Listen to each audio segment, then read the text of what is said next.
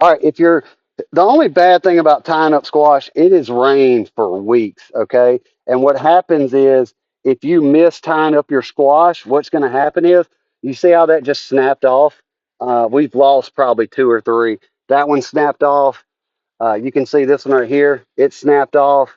That one right there snapped off. If you miss some days, sometimes they'll survive, sometimes they won't.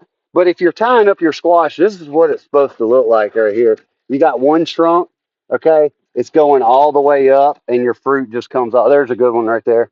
Show them that one, Bobo. See that you got one trunk coming all the way up, and then your fruit just comes. Now I'll need to come out here. We're standing in 8 inches of mud, but I'll need to come out here and chop off every branch that's below that fruit because you just don't need it. That's going to be your fruits there. Wherever you see the flower, that right there is going to flower, and then that's going to turn into a zucchini.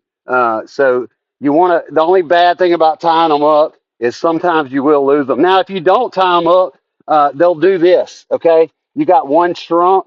This one, I don't know how this escaped, but we just didn't tie it up. So I got one trunk and it's just running across the ground. There's nothing wrong with that. It's more susceptible to like viruses and stuff, but there's nothing wrong with that. You can still hack off these limbs below the flowers because there's going to be all my zucchini. This is a squash. There's going to be all my squash. So I can cut all these limbs out. It just takes up a lot more room when you're doing that. And so there is some downsides to tying them up. If you miss some days, you can. I mean, that's just broke. We lost that guy. So I doubt this comes back. He might try to survive. What it'll do is it'll feed more to this bottom that's not broke, and it'll try to grow down. So it might make it, might not, but that's just part of it, man.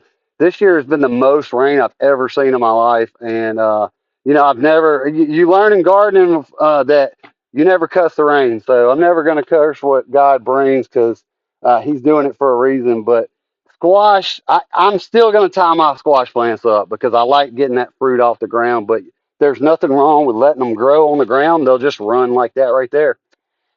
All right, we got to bury some zucchini plants. Rest in peace.